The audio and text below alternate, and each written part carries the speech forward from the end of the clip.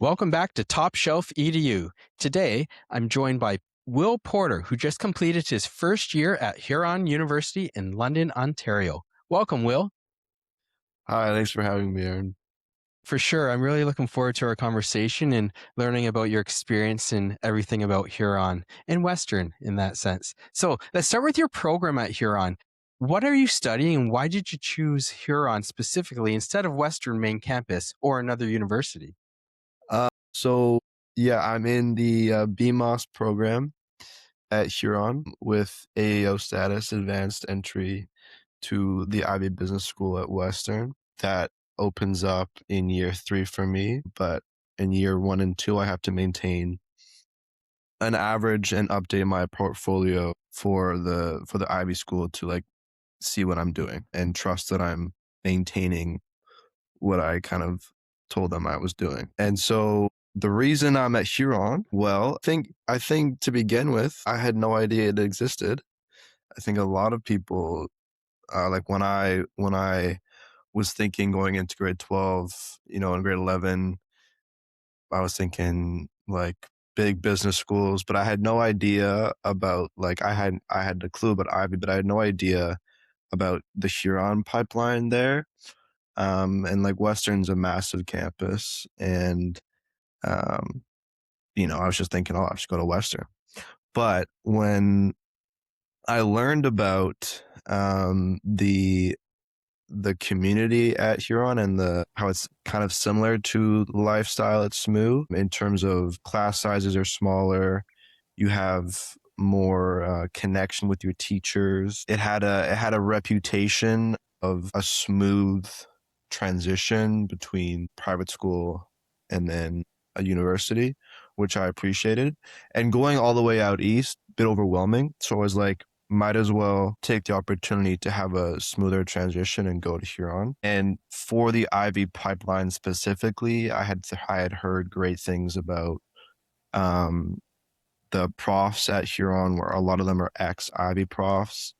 And so they have a lot of intellect and insight about how to prepare yourself for that next step.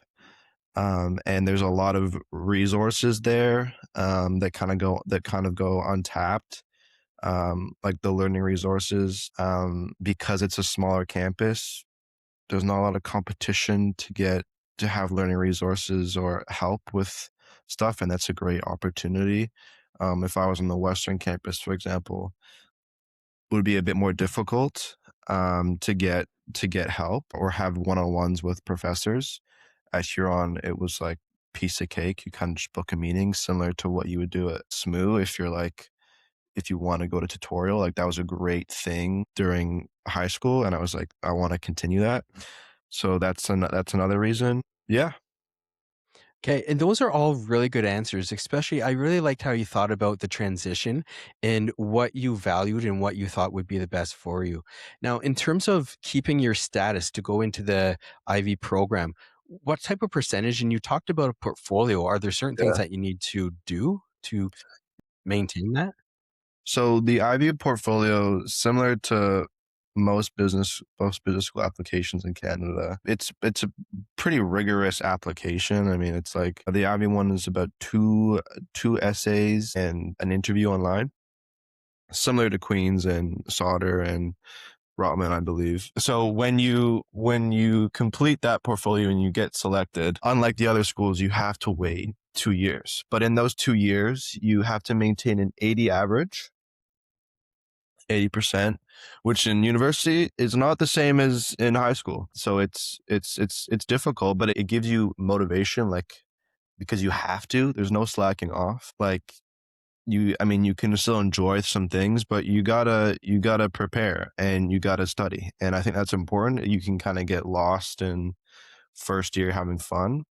And that's great. But if you genuinely want to learn and you genuinely want to grow and take advantage, then it's important to study. So that kind of forces you into that, which is good. Like I think overall it's probably better. Like in the grand scheme of things, probably better. Um, and then in terms of the portfolio, so you have your application, but then it's like an open It's still open once you get selected in your first 2 years, and so you update it at the end of each year just with, like, a couple things. It's not the same, it's about, you have to update 2 activities you've been doing and just, like, a brief explanation of what it does just to show, the HBA program that you're still interested and you're maintaining your status. Does that make sense? Yeah. Okay. No, that's really good information because, you know, I didn't realize that you had to still update your portfolio. I understood about the marks, but understanding the portfolio is going to be really important for students looking at the Western Ivy program and who are accepted into the AEO or even applying to that. Can you walk me through like a typical week of yours in terms of what your Sure. schedule might look like, whether it's classes, whether it's studying, clubs, life on campus? So Huron, because it's like 1 minute walk from Western, not even 1 minute. The classes when you choose your classes, you have the opportunity to choose a lot of classes on the Western campus. You have to do, I think it's like 50 or 60% of your classes at Huron. But the rest, you have full reign. You can go to King's, you can go to Western. Me personally, I just decided to stick with the Huron campus because I didn't really want to walk that far, and because the campus is more consolidated, it was nice. And of course, there's tunnels and stuff because of the wet, so I didn't have to worry about that necessarily. Typical week, I decided to schedule my classes a little bit later in the afternoon, so I would have the morning, which I appreciate. I'm more of like a night person, but if you're a morning person, then that works with you. That works totally. As I was saying, I would honestly, I would get up about like 30 minutes before class and walk to class because it was like a 2-minute walk underground. And so it was really nice. I didn't have to worry about transportation or anything like that. And then the dining hall was also like a 100 meters away from my classes. So everything is very close. But when you want to get off the campus, you can go. And that's the important part because you can kind of like if Huron was by itself, it would be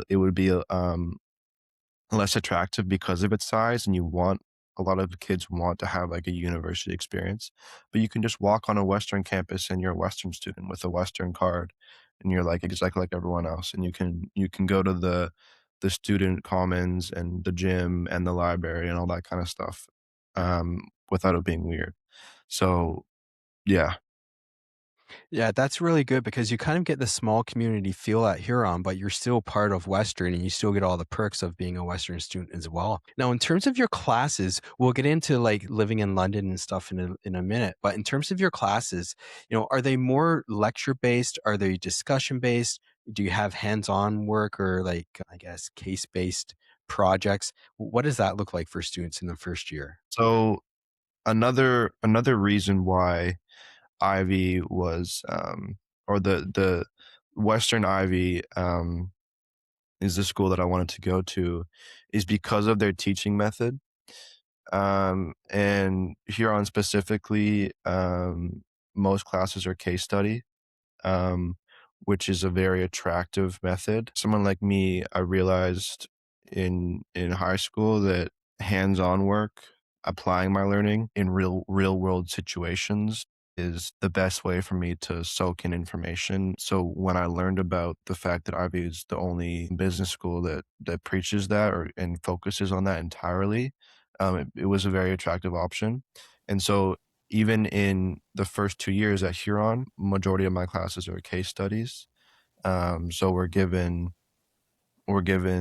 we have to read up on a case, and we have to apply the knowledge that we learned in the first couple of weeks, and learn and grow through that. And I think that's the best way to learn, for me at least.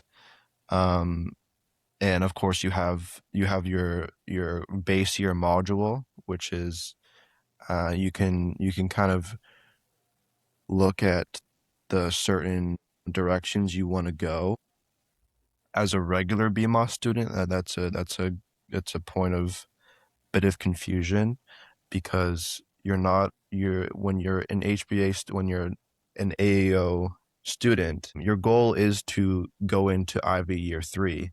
So it's a little bit different because your courses in year 1 and 2 are still part of the 4-year BMOS program, not the Ivy program. So sometimes people can get confused about things they need to complete or certain modules they need to get. For example, if you're like interested in finance, there's a BMOS module for finance for the 4 years. But if you want to go to Ivy, the module won't matter because you'll be going to the Ivy building. So some people can get kind of caught up in that. Uh, for me personally, I was like, I think there's 4 different modules, and you don't declare it first year what you wanna, like, focus in, but you can choose your courses around the requirements for the modules. So, some course like, for a finance module, you would need a calculus course and another in linear algebra, and for, like, a marketing or a business intelligence, you won't need those requirements. So if you want to study those in year 2 more directly, you have the opportunity to if you take the required classes in year 1. But at the end of the day, it won't really matter because you end up going to Ivy in year 3 and 4, and it's different. You're all doing the same. The whole cohort is doing the same course load. You don't really have any choice about your focus. So that's a point that needs to be distinguished a little bit more. Yeah, I don't know if that answers your question, but It does, and that's really good information for people to consider. Now, when you're choosing those courses or you're kind of looking at that, do you have, like, an academic advisor similar to, like, a guidance counselor in high school? Is somebody helping you with that, or are you kind of left on your own? no, there are. I believe there's 4 guidance counselors. I didn't have to reach out specifically. They have a lot of material, videos, student, like, s student biographies on what they did, everything like that, so they have the information, but they're very easy to contact. There's not a as I said before, there's because it's a smaller campus, you don't have to necessarily worry about competing to get a meeting with your advisors. It's not as difficult, and they're always there, which is great. I didn't need to personally because they have a lot of material to help. Yeah. Okay. No, that's really good. We're gonna switch into, like, the student life aspect at, Huron. And, is there a, Huron or Western tradition that really surprised you or that you think people should know about that is quite interesting or Well, exciting? I would say that the Western Frosh Week, the first week, is probably one of the best in Canada from what I've heard. I went into Huron and Western knowing no one. That was kind of also an attractive point for me. Wanted to make new friends and kind of not really just know the same people. And so when I went, I was really looking forward to Frosh Week because of the hype behind it and also just like the community and the fun events. And so what Huron does is they have their own mini Frosh, but then all the Western events we have access to, which is awesome because you get to meet like everyone and you're not just isolated on the Huron campus. Um, and yeah, we had concerts, we had events, and the people that I met in my first week were my friends the rest of the year. And it was great. That's awesome. And one of the things that I'm consistently hearing when I'm either speaking with alumni or even through this podcast is a lot of people are saying to really get themselves out there, to take advantage of the opportunities, put yourself out there because you never know what you're going to experience or who you're going to meet. So that's really important as well. Now, you were talking about the importance of clubs, especially for your portfolio Mm, and opportunities to stay into the IB program. mhm. What clubs are available? Are you involved in any clubs, or do you do any, intramurals, things like that? So that's a great question. There's 2 club bases. There's the Huron clubs and there's the Western clubs. Western clubs are massive clubs with a whole leadership branch and a ton of applications. So I think in the second week there's a club club fair, and it goes on for quite a while. You have hundreds of clubs to choose from. For me personally, it was a bit overwhelming. Huron has its own club fair, and it's a lot less overwhelming and more focused. And because Huron's pipeline is mainly Ivy. They don't have an engineering program. It's more focused. A lot of the clubs were in that same area. So like investment clubs, business clubs, stuff like that, that you can apply some knowledge and it'll also help your application and just your knowledge overall in the area. Applying to the Western clubs, if you get in and you get a leadership role, it's great. You have to pay um to go to the events and to be a member of the club. I was of the My understanding was that it would look better and it would also be better for me to get a leadership role off rip instead of just being a member and then hoping to over time get that role. And if you want to do the bigger Western clubs with like they have budgets and they have like the investment portfolio at the Western club is quite large and you actually apply the money and you learn more by doing, but it's difficult to get those roles and the competition is insane. There's a ton of applications and like you should try, but chances are you won't get it. So the Huron Investment Club is where I applied and it's a little bit more concentrated. And I applied as a first year for a junior director role and I ended up getting it, but that was because I chose that over the Western one and it was more uh, consolidated. But at the end of the day, it's still a university investment club. So you can't really say like, oh, the Western one's better. It's just there's less applications and it's just a different situation. So I think that's a great thing. And there's other clubs like that at Huron. So if you go to Huron, or even if you go to Western, you can also apply to the Huron ones. But the Huron ones are kind of like a hack to get the good clubs on your resume with less competition.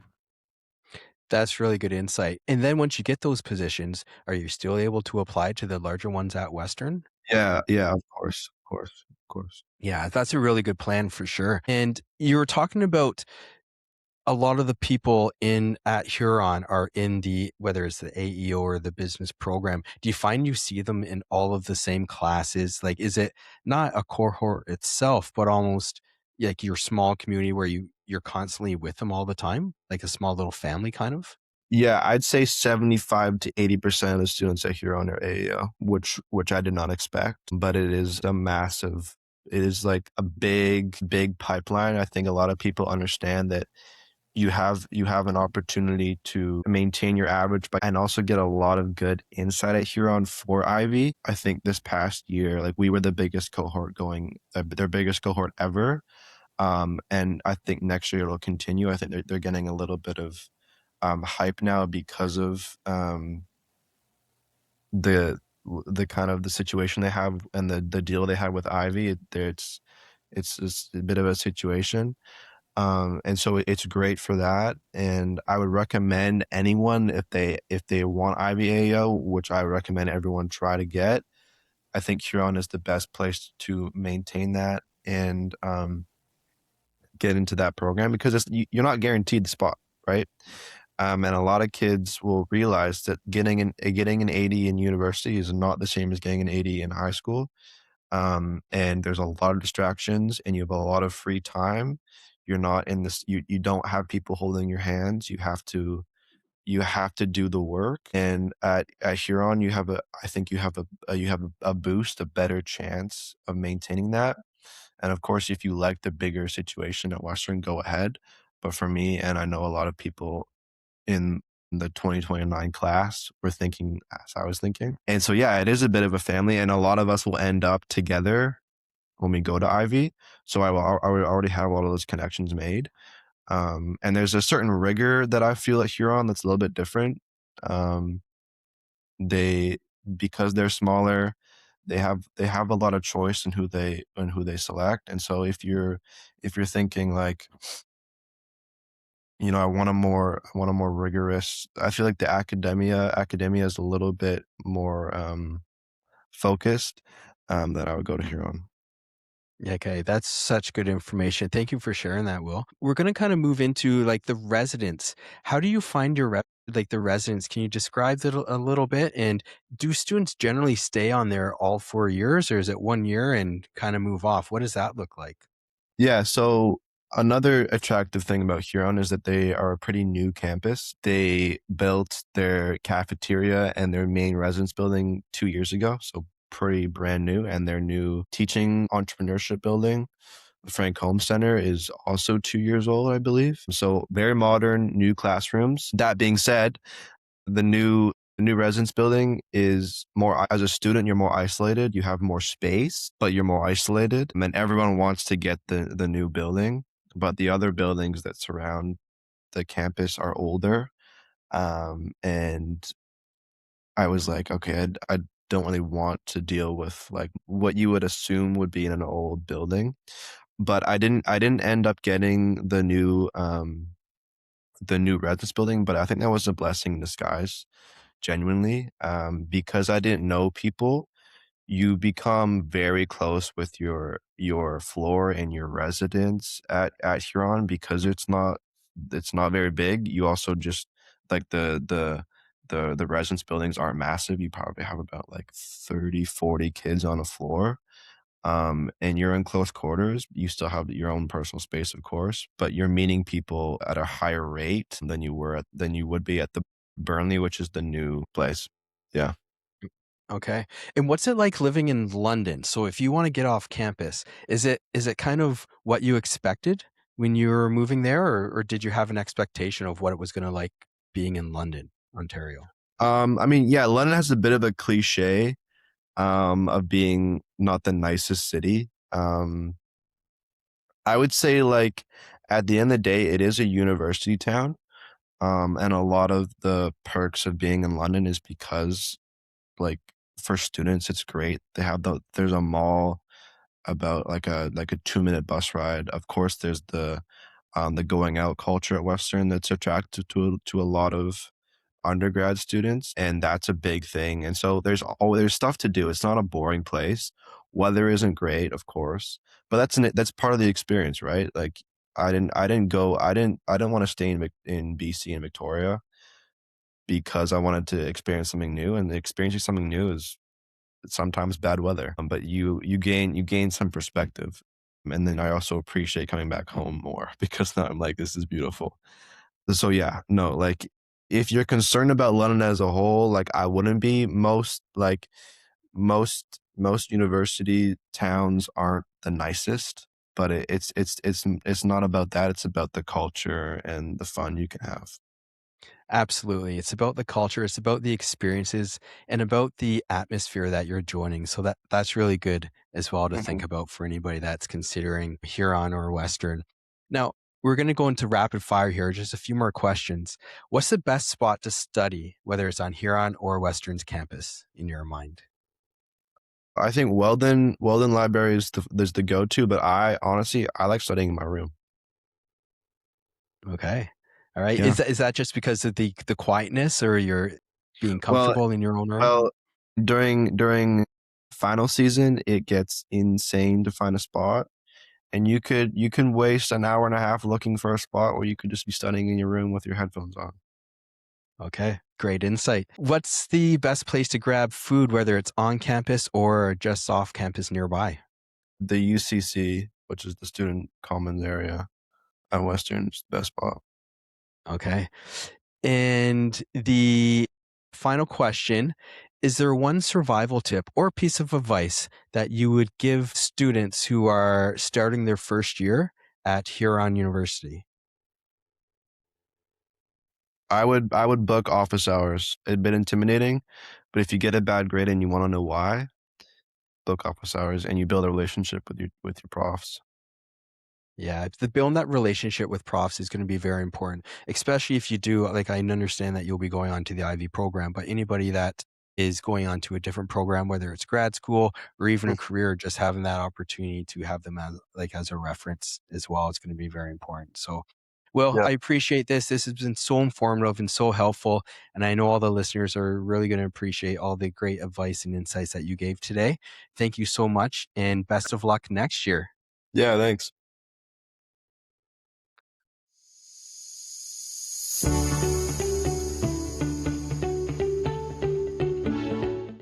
Thanks for tuning in to Top Shelf EDU, your inside look at the university experience. If you found this episode helpful, be sure to subscribe and share it with someone exploring their path to higher education. We'll be back with more insights, stories, and advice to help you navigate your journey. See you next time.